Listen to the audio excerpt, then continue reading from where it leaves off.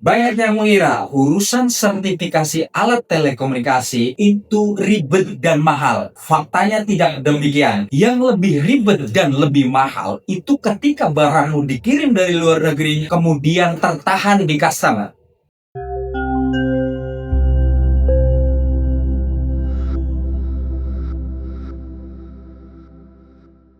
Produk yang tertahan di custom, bahkan produk yang sudah beredar bisa ditarik dari pasaran itu gara-gara tidak memegang satu surat penting. Saya sudah sejak tahun 2008, artinya sudah 18 tahun berkecimpung di urusan sertifikasi alat telekomunikasi. Kebanyakan orang ngomong ini sertifikat postel. Hari ini saya akan menjelaskan bagaimana sertifikat postel itu memiliki peran penting untuk melancarkan bisnis Anda. Dari mulai tahap awal hingga perbedaan transisi mulai dari DJPT, SDPPI, sampai DJID hari ini yang berubah kementeriannya dari Postel, kemudian bergeser Kominfo, sekarang bergeser menjadi Komdigi.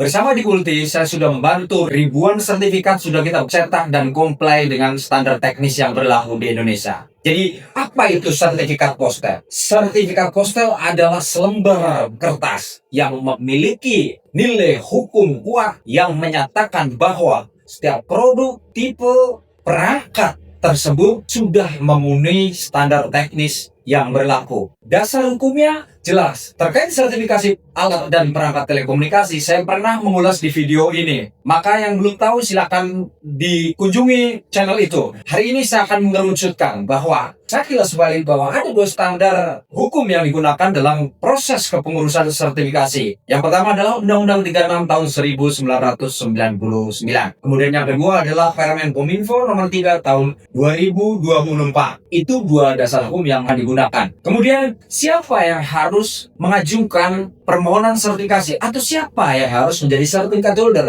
Siapa sesungguhnya yang harus menjadi pemegang sertifikat? Karena bingung, importir kah, distributor kah, atau brand owner kah? Intinya sebenarnya ada ketiga aspek tadi yang sudah saya jelaskan. Ada juga perorangan, ada juga institusi negara. Tapi saya tidak membahas ke situ karena most of our client adalah produsen, importir, dan distributor. Jadi jika perusahaan ada distributor, importer, oke, saya lanjut ke tahapan berikutnya. Bagaimana proses permohonan sehingga importer, distributor, atau brand owner, atau bahkan produsen bisa dengan mudah mendapatkan sertifikat. Dengan begitu, mereka bisa jualan produknya dengan legal di Indonesia. Bukan hanya di Indonesia, di Multi, kami sudah melayani global market access. Betul, belum semua negara mampu kita selesaikan, tapi buruk-buruknya kawasan Asia dan sebagian lagi di Amerika sudah kami riset. Kita masih tahap riset. Asia oke. Untuk dunia internasional tinggal pilih. Kasih tahu jika ada importer dari Indonesia atau ada eksportir dari Indonesia, produsen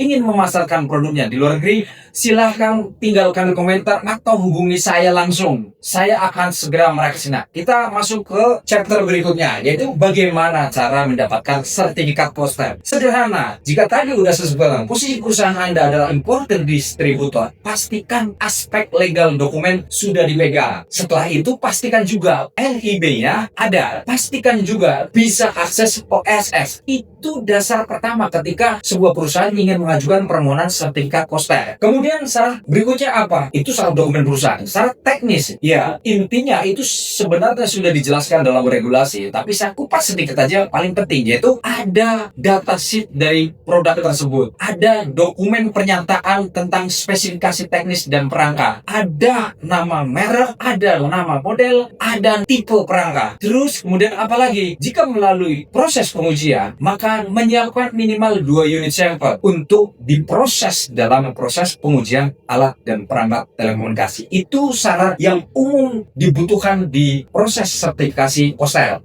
Kemudian prosedurnya ada dua. Ketika aplikasi dokumen perusahaan legalitas sudah komplit, maka bisa submit ke otoritas website. Dalam hal ini masih menggunakan domain yang lama, yaitu postal.go.id. Maka Bapak Ibu importer, distributor boleh submit ke sana. Ikuti petunjuknya, kemudian ada dua metode. Apakah sertifikat ini ingin Bapak Ibu dapatkan dengan cara yang sangat cepat atau dengan formal standar prosedur yang ada? Ada dua pilihan.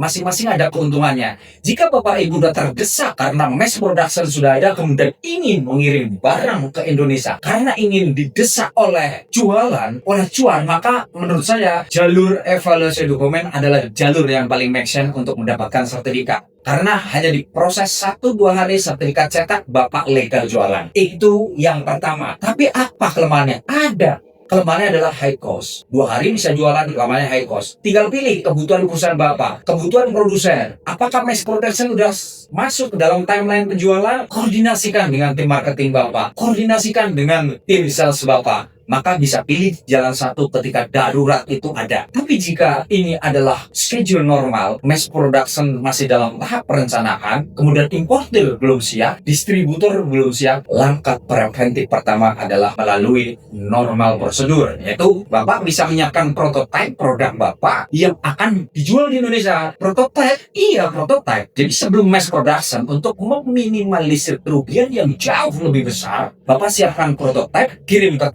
kami evaluasi, kami pretest, kita pastikan standar teknisnya comply, kita pastikan frekuensi ringnya, kita pastikan maksimum powernya sesuai dengan standar teknis, maka potensi kerugian akan sangat diminimalisir. Ribuan produk udah kita bantu, ratusan brand besar di dunia udah kami bantu. Artinya sangat kecil kemungkinan kita gagal dalam proses ini selama produk tersebut memang comply standarnya. Itu cara untuk mendapatkan sertifikat postal. Bapak sesuaikan dengan kebutuhan perusahaan. Mau pilih evaluasi dokumen cepat 1-2 hari cetak, atau normal prosedur melalui proses pengujian sampel. Ini akan memakan waktu. Pengujian sampel itu average 21 hari kerja. Sabtu Minggu gak usah dihitung.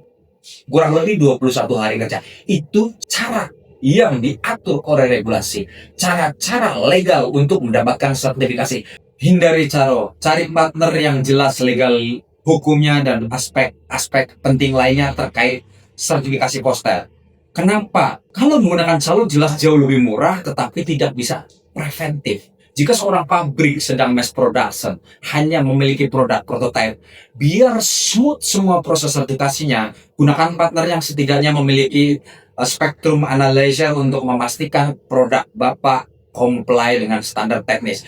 Di Multi kami memiliki alat ukur untuk memastikan produk Bapak komplit.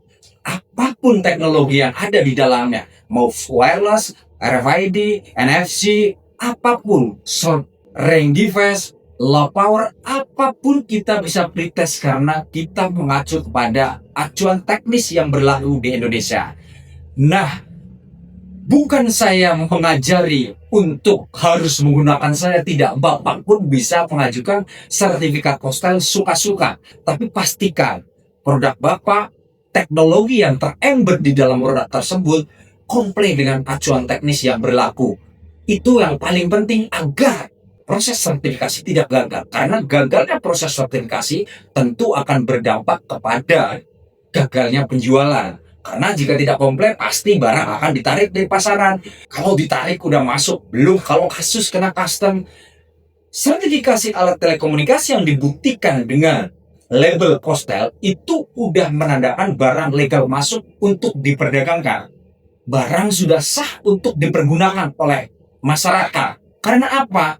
Dengan sertifikat postal, produk tersebut sudah dijamin keamanannya, udah dijamin tidak saling mengganggu dengan perangkat telekomunikasi lainnya, dan lebih dari itu, masyarakat jadi nyaman dan tidak was-was atas keamanan fungsi kerja alat tersebut. Itu yang paling mendasar. Hubungi kami jika ingin mencari partner yang expert tentang sertifikasi alat telekomunikasi baik di Indonesia ataupun di negara lain yang ada di dunia. Masuk ke chapter terakhir adalah apa itu sertifikat postal dalam bentuk fisik. Saya akan jelaskan transisinya dulu agar tidak keliru. Bagi yang terbiasa mengurus sertifikat postal mungkin tidak heran kalau sekarang entitinya atau kepemerintahannya udah berubah, namanya udah berubah. Tapi sekilas tentang perjalanan lamanya hingga sekarang untuk memastikan bahwa saya sudah sejak tahun 2008 berkecimpung di bidang ini. Dulu sebelum berubah nama menjadi Komdigi, namanya adalah DJPT, Direktorat Jenderal Pos dan Telekomunikasi. Sertifikatnya, urutan penomorannya adalah nomor sertifikat, garis miring postal, garis miring tahun. Kemudian berubah lagi menjadi SDPPI di bawah Kominfo. Nomor sertifikatnya, nomor sertifikat, garis miring, SDPPI, garis miring, tahun. Bawahnya ID PLG. Hari ini berubah lagi. Kominfo berubah menjadi Komdigi. Nomor sertifikat, DJID, tahun terbit, ID PLG. Substansinya hampir sama, tapi organisasinya, badan hukumnya berubah-ubah. Tapi ini perlu diadaptasi karena sebenarnya secara fungsi sama. Perubahan-perubahan yang tidak lebih tidak kurang adalah untuk meningkatkan kapasitas dan regulasi-regulasi disesuaikan dengan kebutuhan pasar dan perkembangan teknologi. Itu perubahan secara fisik. Dan apa yang paling penting yang terdapat di sertifikat? Ada aspek penting yang ditulis dalam sertifikat alat dan perangkat telekomunikasi. Ini fungsinya sertifikat KOSTEL ya. Di setiap sertifikat pasti ada nomor sertifikat. Nomor sertifikat ini berfungsi untuk mengcover satu nama perangkat, satu model, satu tipe, dan satu country origin.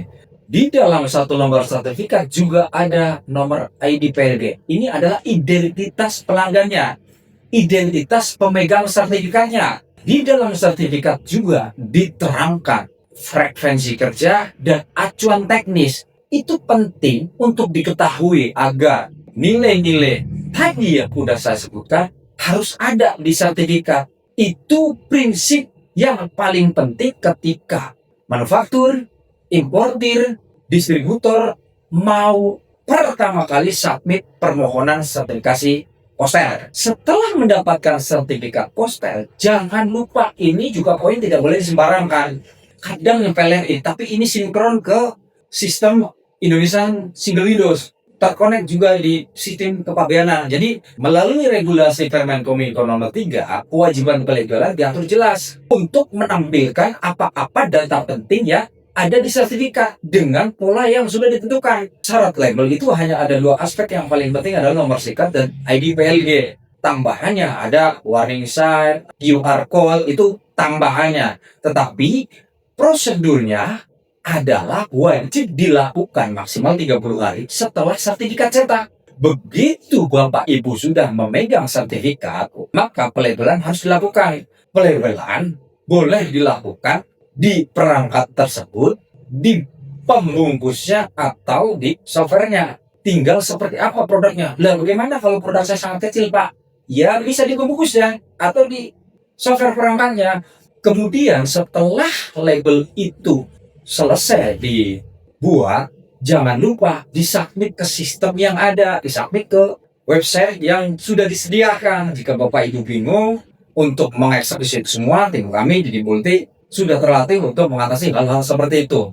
Itu yang paling penting terkait sertifikasi KOSTEL. Jadi ada transisi dari DJPT, SDPPI, dan DJID. Maka banyak orang menyebutnya masih pola lama, sertifikat KOSTEL, sertifikat DJPT, sertifikat SDPPI. Sebenarnya itu sama, sebutannya yang berbeda-beda. Sampai detik ini sebutan sertifikat KOSTEL masih melekat kepada masyarakat dan pelaku industri. Channel ini akan mengulas hal-hal yang sangat penting terkait dengan regulasi di Indonesia ataupun regulasi-regulasi sertifikasi radio frekuensi RF yang ada di dunia. Maka tidak ada ruginya ketika manufaktur, importer, distributor mengikuti channel saya. Subscribe untuk mendapatkan hal-hal penting, tips, dan update regulasi di berbagai negara di dunia.